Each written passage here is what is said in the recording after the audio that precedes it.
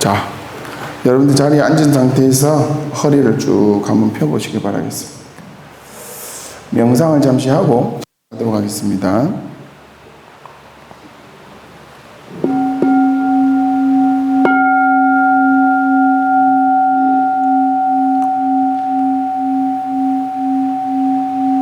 본인의 호흡을 가만히 관찰해 보시기 바라겠습니다.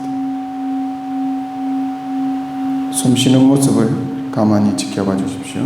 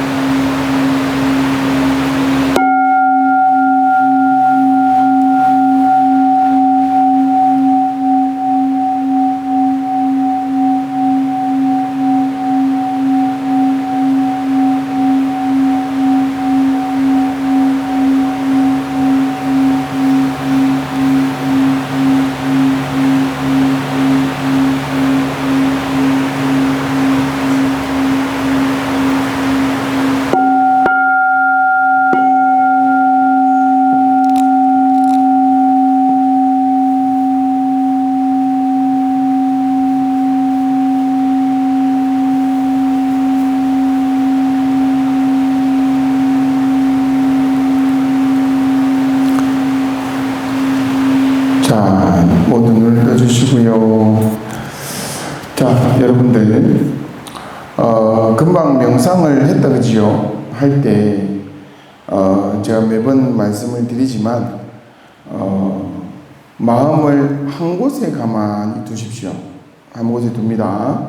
그래서 여러분들 처음 시작할 때 호흡의 이 변화를 보라고 그랬습니다. 호흡을 관찰해 버렸습니다. 호흡을 관찰한다는 말은 무슨 말이냐면 내가 호흡을 함에 있어서 이 코에서 공기가 들어오고 나갈 때 어떤 변화가 있는지를 체크하라는 얘기입니다. 결국은 이 느낌을 체크를 하는 이유가 뭐냐면은 이 느낌을 관찰하는 이유가 뭐냐면 계속 변하고 있음을 관찰하는 겁니다. 과연 그럼 여기에 변화가 있느냐 없느냐를 한번 여러분들 실제로 호흡을 하면서 관찰을 해보는 거예요. 무슨 말인지 아시겠어요? 요 느낌을 가만히 관찰하다 보면 희한하게도 부수적으로 마음도 차분해지고, 그죠? 여러분들이 힘들어했던 괴로움도 해결이 되더라 이 말이에요. 계속. 그래서 여러분들 명상을 통해서 요즘 심리 치유도 많이 하는 게 그래서 그렇습니다. 경우에 따라서 불안증이 많다, 혹은 스트레스가 많다 등등 이런 일이 있을 때 가만히 그냥 일단 놔두고, 그 불안한 심리도 놔두고, 스트레스라는 것도 놔두고, 여러 가지 이렇게 내한테 일어나는 여러 힘든 일들을 그냥 가만히 놔두고 가만히 호흡만 그냥 보는 겁니다. 그러다 보면 희한하게도 마음이 편안해지죠. 여러분들 금방 명상을 잠시 하니까 마음 편해지죠? 예. 정말 아무것도 아닌데 특별하게 한 것도 없이 가만히 앉아서 그냥 호흡만 지켜봤을 뿐인데도 그것도 한 1분 정도 했을까? 그 정도 했는데도 벌써 마음이 고요해지는. 요거를 일상으로 가져가서 계속 유지만 할 수 있다면 얼마나 괜찮겠습니까? 그죠?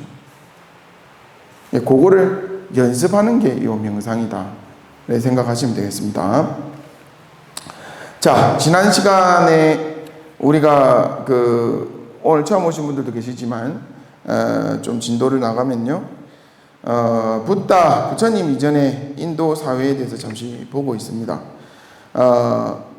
부처님이라고 우리가 얘기를 하는데, 부다라는 명호, 부처님이라는 말이 무슨 뜻이냐? 부처님, 여러분들 부처님 말하지만 무슨 뜻인지는 알아요? 잘 모르고 하는 경우가 많죠. 부처님이라는 말 자체는 중국의 불이라는 말에서 왔습니다. 그러니까 불이라는 말은 어디서 시작이 되냐? 인도의 부다라는 말에서 시작이 됐습니다. 부다가 뭐냐 이제. 그러니까 결국은 부다가 뭐냐는 결론이 나오는데, 부다라는 말은 깨달은 자를 뜻합니다. 깨달은 자. 얘기했죠? 제가 지금 세 번째 시간에 계속 지금 복습으로 지금 반복을 해드리고 있습니다. 하면서 진도를 조금씩 나가고 있는데, 부다라는 말은 깨달은 자를 뜻합니다. 여기 앞에 모셔놓은 석가모니 부처님만 깨달았느냐? 아닙니다. 석가모니 부처님 이전에도 깨달은 분이 계셨고, 석가모니 부처님 이후에도 깨달은 분은 수없이 많이 나왔습니다. 무슨 말인지 아시겠어요? 그 모두가 다 사실은 깨달은 자, 즉 부다였다.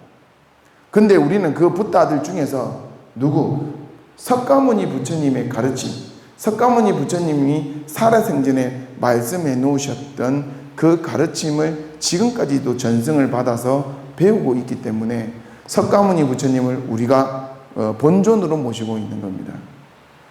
아시겠습니까? 그러면 이 말은 여러분들이 지금 이 자리에서 이 설명을 듣고 이 법회를 하면서 혹은 기도를 하면서 수행을 하면서 여러분들이 깨닫게 되면 여러분들이 부다가 된다는 얘기예요. 제가 깨달아 버리면 제가 부다가 된다는 얘기입니다. 무슨 말인지 아시겠어요? 다시 또 다른 말로 해볼까요? 보통 명사입니다. 누구한테나 가능성은 열려 있다는 뜻입니다. 나도 부처가 될 수 있고 여러분들도 부처가 될 수 있음을 얘기하고 있는 단어가 이 부다라는 뜻입니다. 특정인을 위한 단어가 아니더라. 보편화되어 있는 단어더라. 무슨 말인지 알겠어요? 그 말은 우리한테 모두 가능성이 있다는 얘기입니다. 우리도 부처가 될 수 있는 가능성이 있다는 말을 내포하고 있습니다. 이게 사실 여러분들 부다라는 말 단어 뜻 하나 가지고 제가 이렇게 길게 얘기하는데 상당히 중요한 얘기입니다. 정말 중요한 얘기입니다. 왜냐하면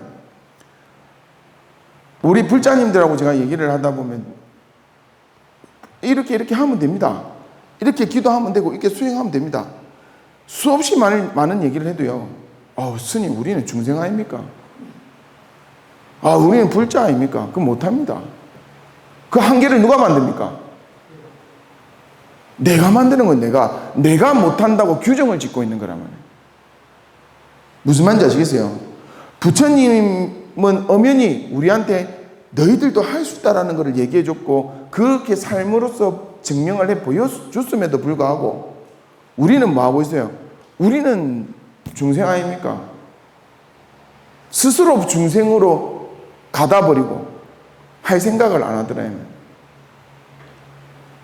이 말이 얼마나 중요한지 아시겠어요?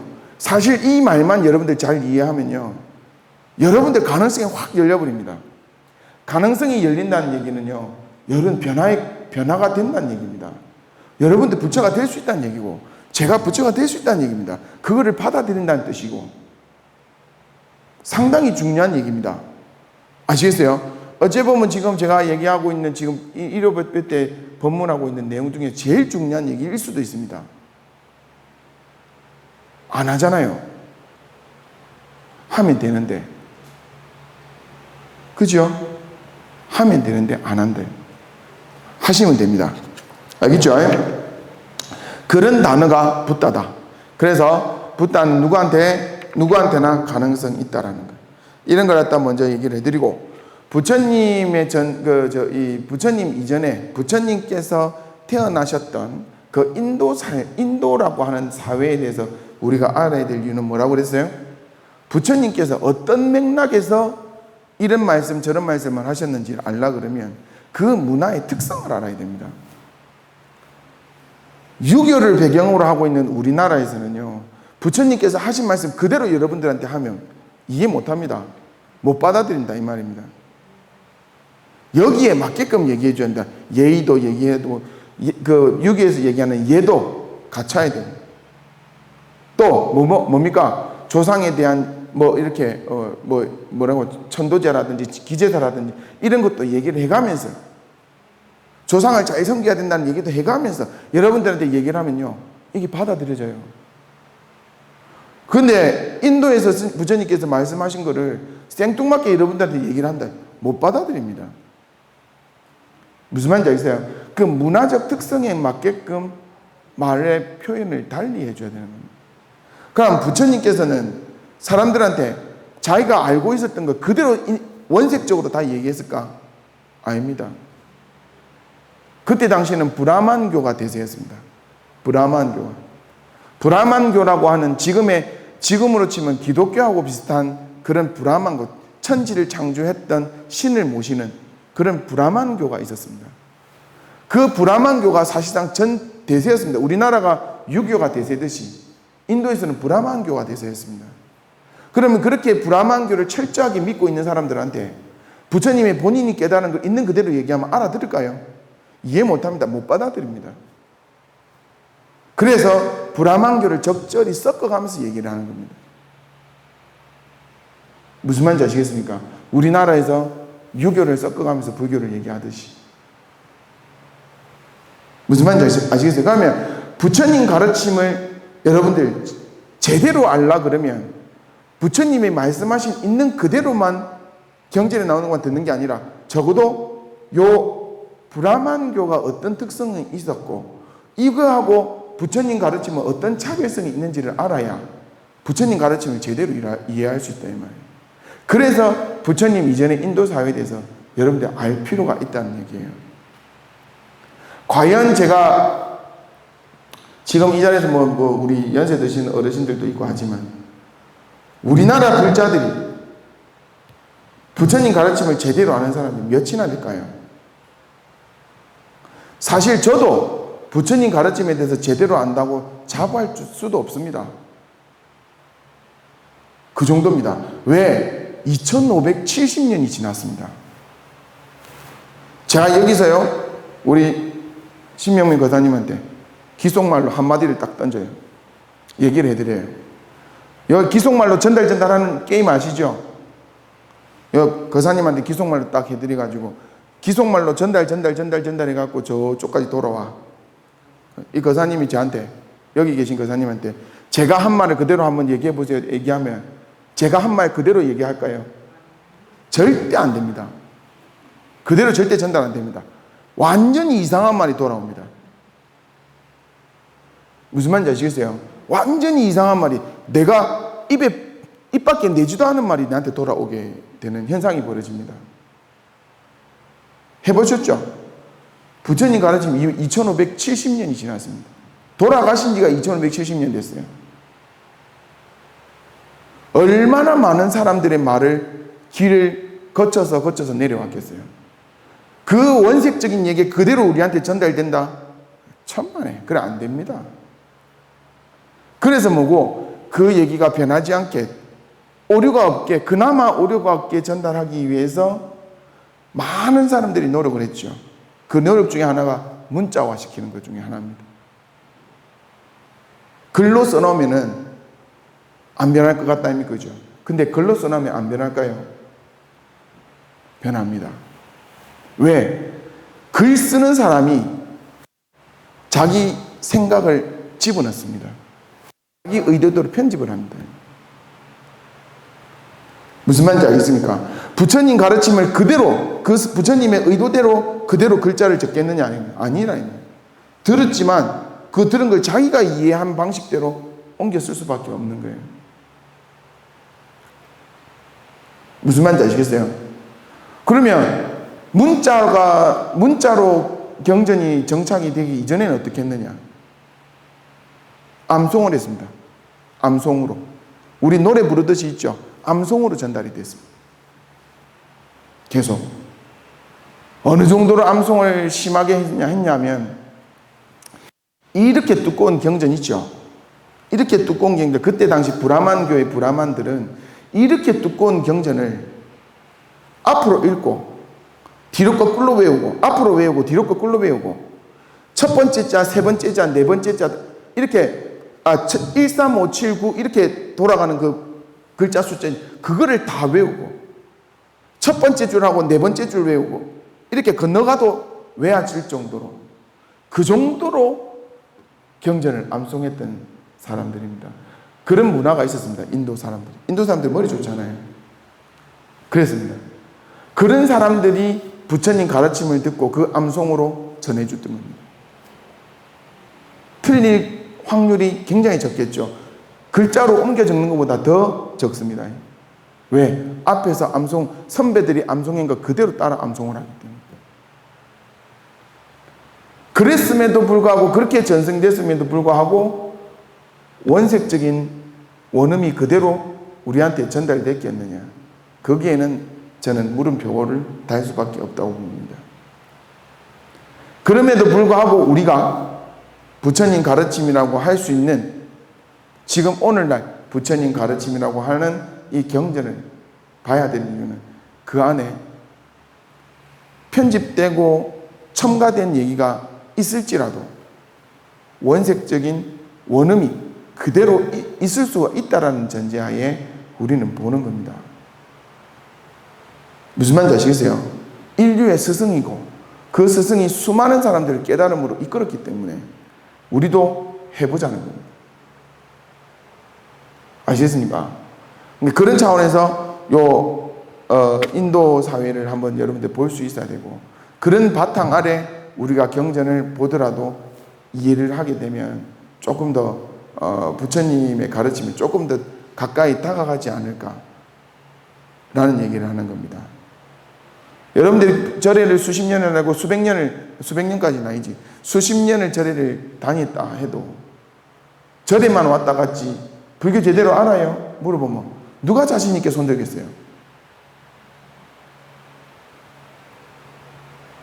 어떤 분들은요, 제가 어느 절에서 원주도 살고 또 어떤 절에서는 뭐도 살고 이러면서 소임을 살아봤는데, 우리 불자님들, 스님들도 마찬가지입니다.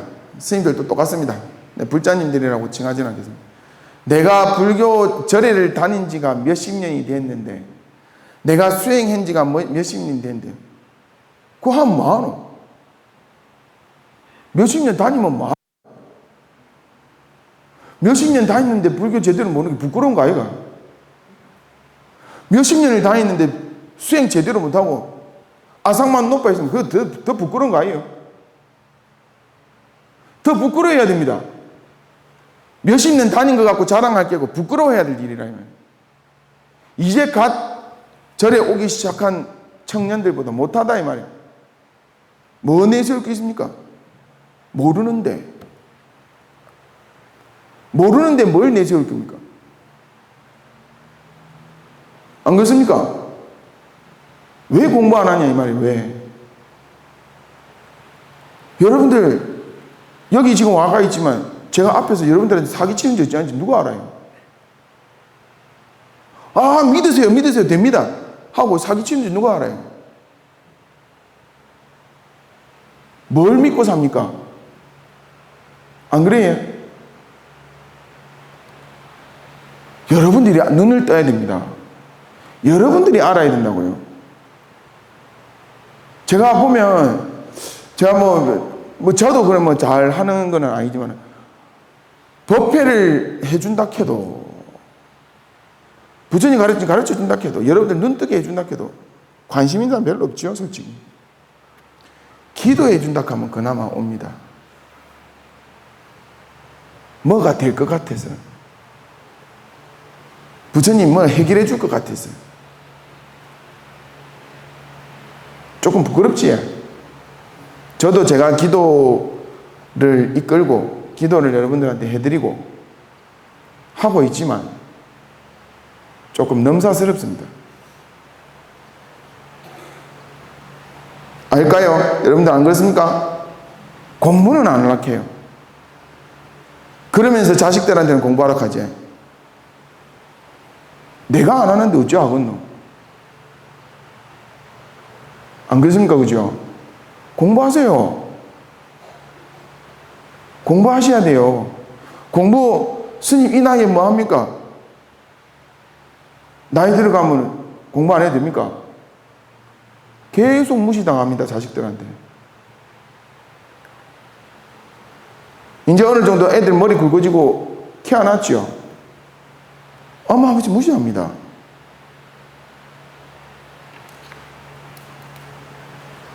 그렇게 살고 싶어요? 아니잖아. 그죠? 공부하세요, 공부. 공부하라는 말만큼 진짜 귀한, 고귀한 말이 어디 있겠어요? 제가 이 일요법회를 제가 3월 달에, 3월 3일 날 주지로 와가 계속 일요법회를 하고 있는데, 처음에 3월 달, 한 달 동안은 공부하라고 다 그쳤습니다. 진도 안 나왔습니다, 이거. 4주 동안 계속 공부하라고 했죠. 요런 얘기 들으면 여러분들 좀 뜨끔뜨끔 해갖고, 공부해야 되겠다 싶으지요? 실제로 공부 내용 딱 얘기하면 전부 다 귀 다 닫아봅니다. 얼굴이 맹해집니다.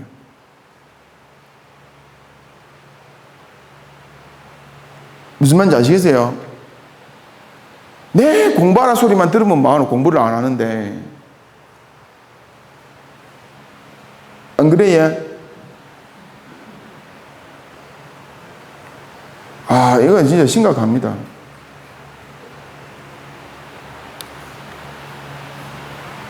심각한 겁니다. 사실 오늘 지금 우리 일요법회 때 제가 해드리는 내용 있잖아요. 몰라도 됩니다. 경전 내용도 아니고, 아직까지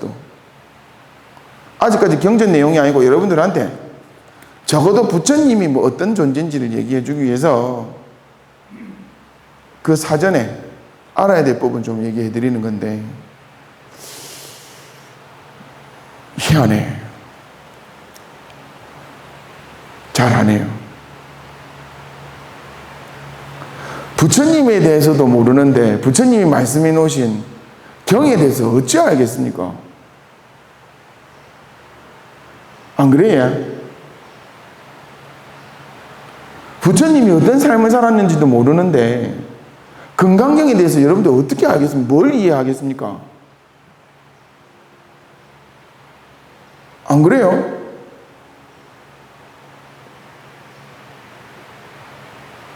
조금 신경을 좀 썼으면 좋겠어요. 정말 중요한 내용이거든요. 저는 제가 왜 이렇게까지 간절하게 얘기를 하냐면, 저도 사실 이걸 몰랐습니다. 부처님에 대해서 별 관심 없었습니다. 그냥 대충 알았습니다. 대충. 또 인도 사회 잘 몰랐습니다. 그냥 경만 읽으면 되는 줄 알았습니다. 그럼 어록만 보면 되는 줄 알았습니다. 앉아서 정진만 하면 되는 줄 알았습니다. 그게 아니더라고요. 내가 잘못 알고 있을 수도 있다는 생각이 많이 들대요.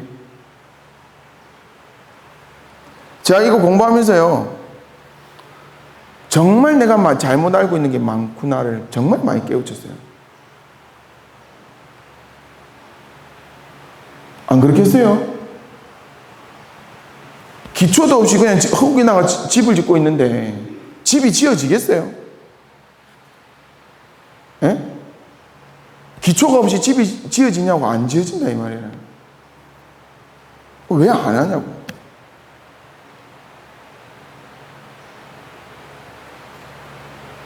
왜 안 합니까? 하셔야죠. 공부하셔야 됩니다. 여러분들 앞으로 100세 시대입니다. 언제는 앞으로 5년, 10년 뒤에는 120세, 150세 시대가 될지도 모릅니다. 남은 여생 어찌할 깁니까? 몸이 건강해가 다시 직장에 일하러 갈 깁니까? 20대, 30대들처럼 그렇게 일을 할 수 있어야 안 됩니다. 돈을 벌기 위해서 지금은 일을 하지 않죠. 여러분들 연세 때는. 뭐 때문에? 재미 때문에 해야 됩니다. 심심해서 못 삽니다. 일 없으면. 하다못해 애들 손자라도 봐주고 해야 되잖아요. 사람은 재미없으면 못 살아요. 그럼 그 재미를 어디서 느끼는 게 제일 좋아요? 공부하는 공부. 애들 뒤치다거리 해줄라 하지 말고 알아서 살아라 하고 여러분들 공부를 해서 여러분들 인생을 영위해서 나가라 이 말이라. 내 인생이잖아. 내 인생 아닙니까? 내 인생이잖아요. 여러분들 다른 사람 인생, 자식 인생 대신 안 살아주잖아. 내 인생 사는 거잖아요. 공부해서 내 스스로 똑똑해지고 내 스스로 지혜가 열리는 수행도 하고 그렇게 사는 게 안 좋겠어요? 그죠? 그렇게 한번 살아봐요.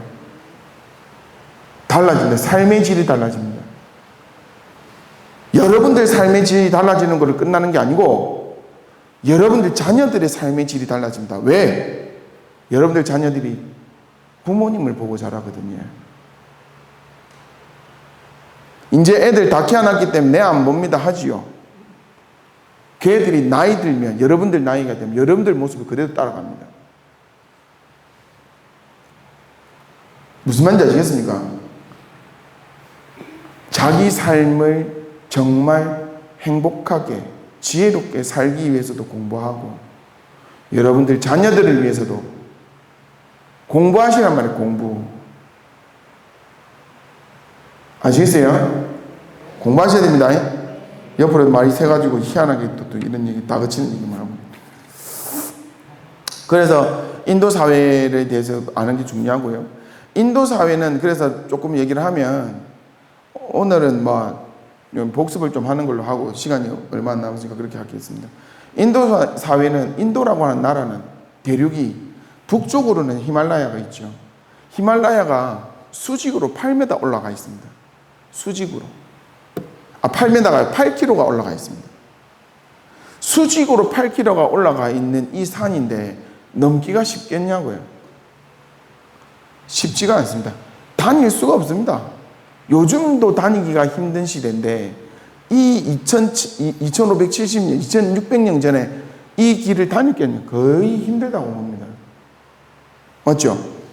그리고 서쪽으로는 사막이 있고 또 산맥으로 갖춰져 있고 그러니까 인도 대륙이라는 게 어마어마하게 큰 나라긴 하지만 이 나라 특성 자체가 다른 대륙들하고 소통이 거의 없었더라 이 말입니다. 유럽하고 아시아는요 그래도 유라시아 대륙이라는 큰 덩어리가 묶여져 있어가지고 연결되어 있어서 실크로드로 많이 다녔습니다. 그래서 시간 차이가 좀 있을 뿐이지 유럽하고 아시아는 그래도 물물 교류가 있었던 얘기입니다. 문화가 교류가 됐었다는 얘기입니다. 근데 인도는요 지역적으로 산맥에 갇혀있고 사막에 갇혀져 있고 해가지고 다른 나라하고 교류가 별로 없었습니다. 또 밑으로 동쪽, 남쪽, 서쪽으로는 바다로 갇혀져 있죠. 이때 이 시대 때 해상 교역이 활발했을까요? 힘들었죠. 바다는 무서움에 두려움의 존재였거든요. 그러니까 나가기가 힘들단 말이에요. 그러니까 그러다 보니까 이 인도라는 나라는 그 안에서 독특한 문화가 형성이 됩니다. 지금도 이 인도라는 나라 가보면요 여러분들 굉장히 독특하다는 것을 많이 느낍니다. 어떻게 이런 나라가 다 있나 싶은 생각이 들 겁니다. 저도 인도를 승가대학 다닐 때 졸업용으로 한번 가봤는데 기도 안 찹니다. 이해가 안 됩니다. 그 이해가 안 되는 게 이 나라에는 펼쳐지고 있습니다. 자기들은 뭐 그냥 그런 거지 뭐 이런 나라입니다. 나중에 내년 1월 달 때쯤 되면 해인사에서 아마 해인사에서 주관을 해서 인도 성지순례를 갈 것 같아요. 아마 우리도 말싸기 때문에 가야 될지 모르겠는데 그때 여러분들 가고 싶으신 분 있으면 신청하십시오. 그래서 정말 인도라는 나라 부처님이 살아 계셨던 태어났고 그리고 깨달으셨고 포교를 했고 그리고 인도에서 돌아가셨잖아요. 그죠? 돌아가신 그 나라를 여러분들 한번 경험해봐도 괜찮을 것 같다는 생각을 합니다. 아시겠어요? 인도 여행은 좀 힘듭니다. 힘들지만 한번 볼 필요가 있습니다. 그렇게 지역적으로 굉장히 특이한 형상을 하고 있다. 그러다 보니까 문화도 굉장히 독특하게 발달이 되었던 겁니다. 히말라야 산맥이 8km, 수직으로 8km 올라가는 이 산인데요. 이 산에 구름이 지나가다 걸리면 얼마나 많은 비가 쏟아지겠어요. 우리나라도 산맥에 의해서 강우량이 다르죠. 다릅니다. 우리나라 이 태백산맥을 중심으로 동쪽에는 영동이라 그러고 서쪽에는 영서라 그러죠. 영서 지방에 비가 많이 와요. 영동 지방에 비가 많이 와요. 예? 영서 지방에 비가 많이 옵니다. 우리나라 저 서울이 한강에 있죠. 한강이 서울에 있죠. 그죠? 한강 부근에 서울이 자리 잡았고, 또 한강 부근이 예전부터 굉장히 우리나라에서 중요한 입지를 자랑합니다. 왜? 그 비가 많이 오거든요. 비가 많이 온다는 말은 무슨 말입니까? 농사가 발달된다. 농사가. 농경 문화가 발달이 되는 겁니다. 정착. 농경 문화가 발달된다는 얘기는 뭐냐면 정착하는 문화가 있다는 얘기예요. 이동하는 문화가 아니고 그곳에 살면서 농사를 짓고 사는 거예요. 사람들이 머물러서 농사를 짓고 산다는 얘기는 다른 말로 하면 문화가 형성이 된다는 뜻입니다. 사람은 심심하면 못 산다 그랬죠. 그러니까 재미거리를 자꾸 만들어내는 거야. 그게 문화가 됩니다. 근데요, 우리나라처럼 이렇게 정착하는 민족이 아니라 유목 민족들은 잡니까? 이쪽 지역에서 사과 따먹을 거 따먹고 사냥해 갖고 잡아먹고 하다 먹을 거 없잖아요. 먹을 거 없으면 없잖아. 또 이동합니다. 이래. 이동해가 또 따먹고 사냥해가 먹다가 또 없잖아요. 또 이동합니다. 이래. 이런 문화에 있던 사람들은요, 문화가 어쩌나요? 굉장히 폭력적이죠. 사냥 이런 게 발달됩니다. 우리나라처럼 농경 문화가 발달된 나라들은 어찌합니까? 거기에서 정착을 하면서 인간관계나 이런 게 자꾸 발달이 돼요. 무슨 말인지 아시겠어요? 그래서 유목민족들은 굉장히 좀 이렇게 그 생태가 그럴 수밖에 없어요. 사냥을 해야 되기 때문에. 근데 인도는 처음에 이런 그 지역적 특색이 있다 보니까 요 히말라야 산맥에 걸려갖고 구름이 걸려가지고 비가 어마어마하게 쏟아지는 거예요. 히말라야 산맥 밑에 그 강이 겐지스 강인데 겐지스 강 주위로 어마어마한 농업이 발달합니다.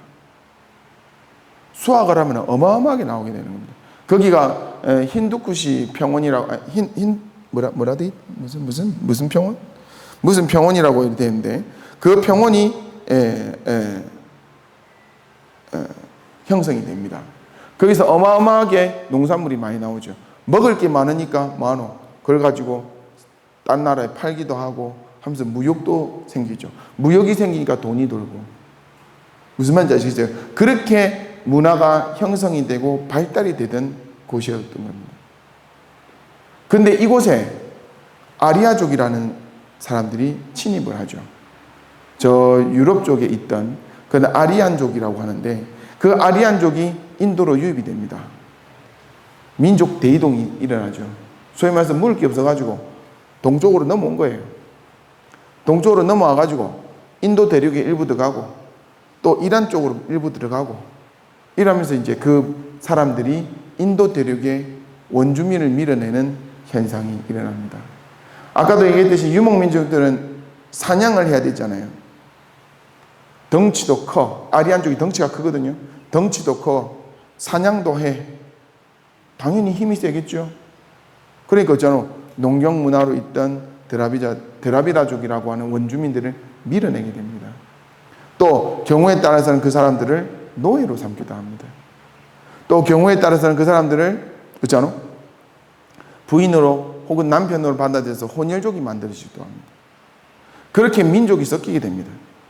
그런 상황 속에서 덩치도 좋고 막 이런 사람들은 우월감을 안 가지겠어요? 그리고 또 이 사람들을 노예 계층으로 노예로 삼게 되면 당연히 뭐가 되겠노? 계급이 형성이 되겠습니다. 계급.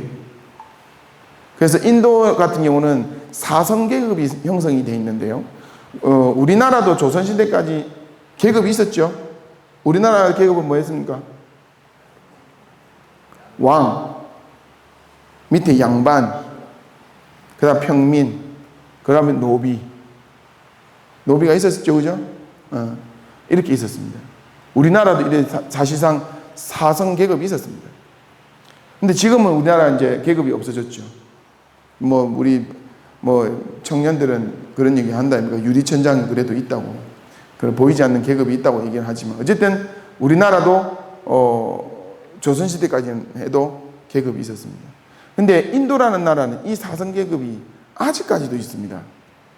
지금도 그 계급이 있습니다. 그 브라만 계급으로 있는 사람들은 아직까지도 수드라라고 하는 노예 계급으로 있는 사람들이 한 음식을 먹지도 않습니다.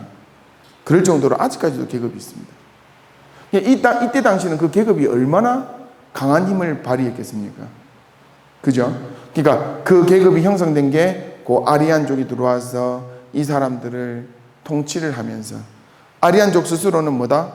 나는 브라만이고 크샤트리아고, 그 밑으로는 바이샤락했고 상인들, 평민들, 그리고 노예 계급, 이런 사람들을 다스리게 되는 그런 현상이 일어나게 되는 겁니다.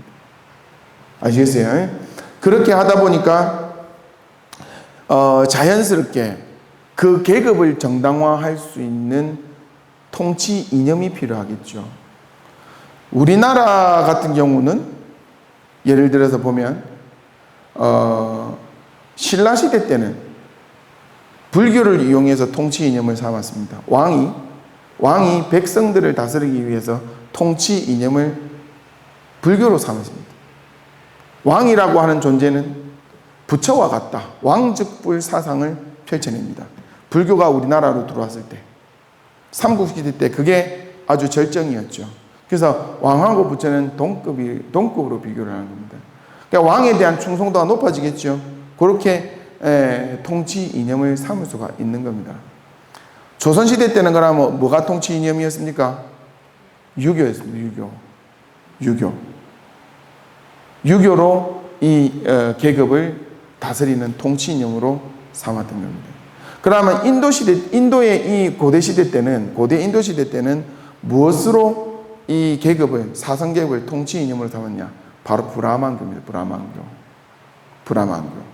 브라만교는 이 천지를 창조한 신이 있고, 우리 모두는 그 신의 뭐라 해야 되나? 신하고 동급이 될 수 있는 뭔가 성분이 있다. 그게 아트만이거든요. 그래서 내가 나중에 공부를 해서 깨닫게 되면, 이건 브라만교에서 깨달음을 얘기하는 겁니다. 나중에 마음이 열리고 하게 되면 브라만이 될 수 있다라고 하는 그런 어떤 통치 이념으로서 이걸 합니다. 근데 문제는 뭐냐면, 브라만 신이 아무나 될 수 있느냐? 아무나 못 되는 거예요. 아무나 될 수 없는 거예요. 이게 중요합니다. 될 수 있는 사람이 자격 요건이 있습니다. 그게 뭐냐? 브라만 계급에 있어야 되고, 그거보다 조금 못하더라도 크샤트리아, 즉 왕족이나 귀족이 되어 있어야 되고, 그거보다 조금 못하더라도 평민 정도는 돼야 되고, 이 정도는 돼야 되는 거예요. 만약에 노예 계급으로 태어났다, 수드라로 태어났다, 노예 계급 수드라랍니다. 계급으로 노예 계급으로 태어났다, 절대 될 수 없는 겁니다. 그러면 노예 계급은 뭐 하느냐? 브라만, 크샤트리아, 그러니까 종교인, 또 왕이나 귀족 또는 평민들을 잘 모셔야 되는, 헌신을 해야 됩니다.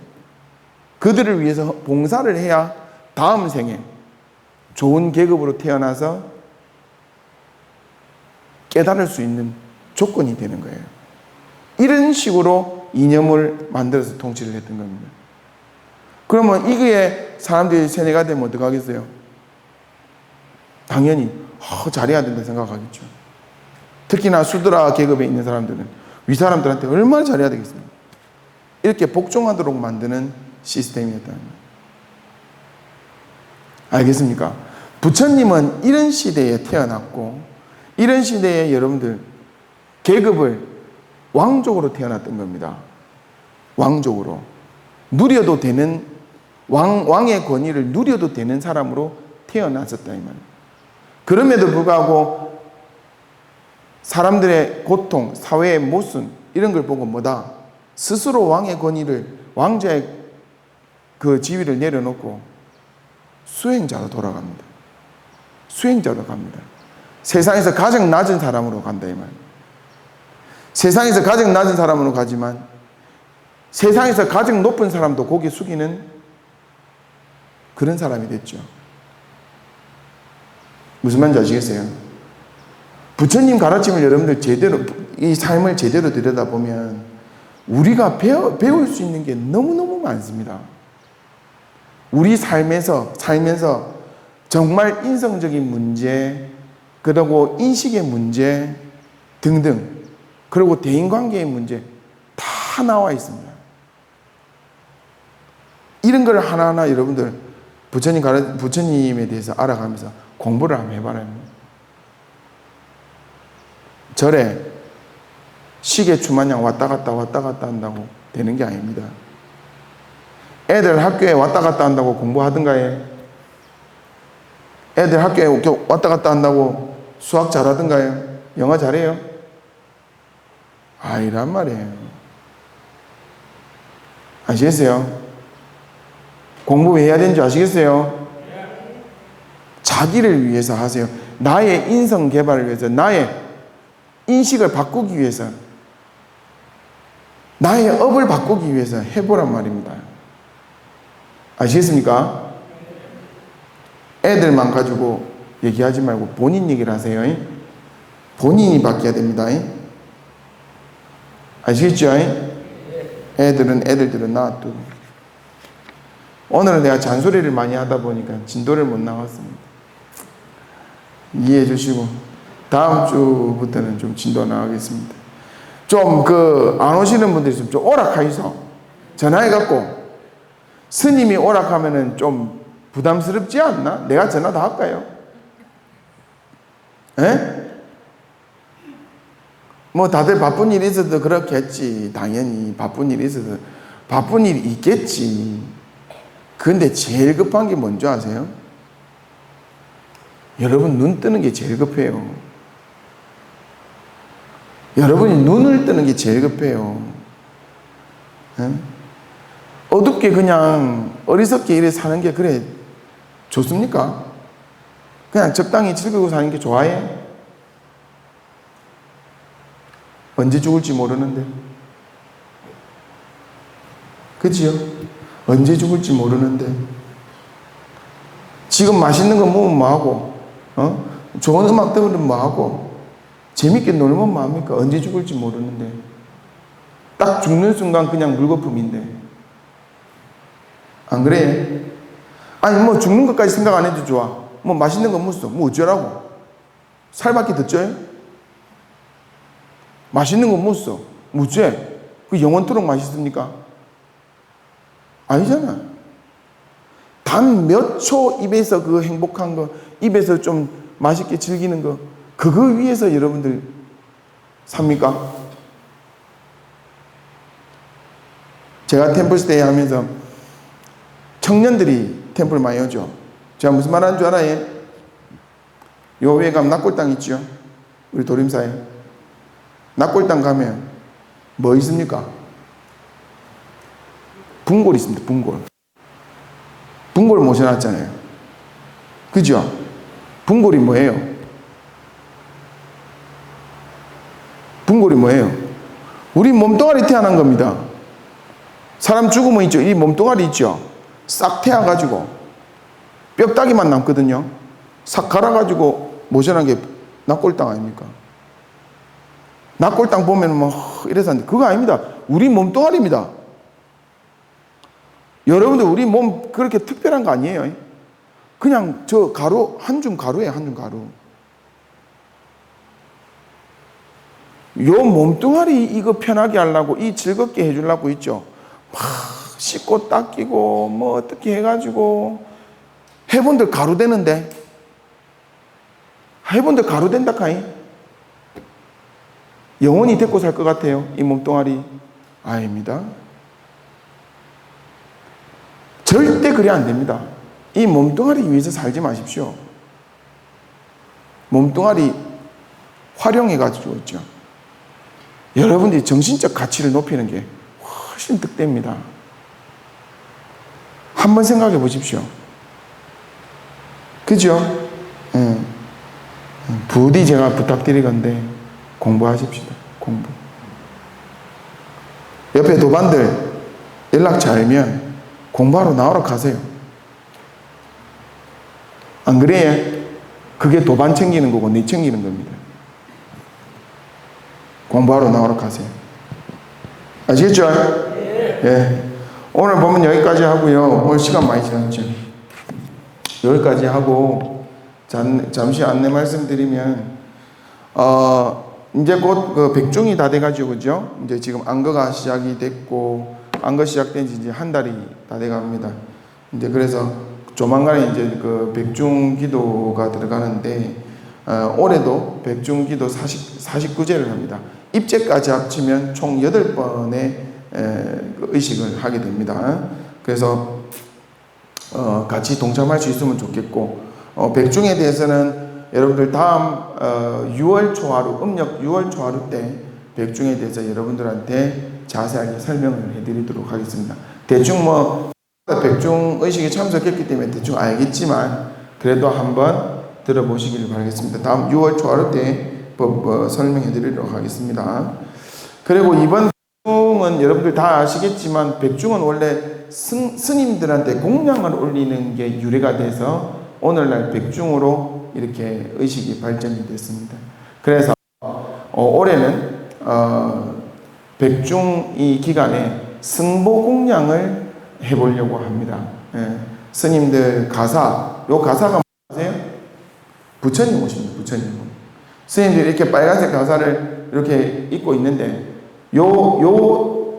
그 회색깔 이 옷은요 장삼이라 그래서 스님께서 주신 옷이 아닙니다.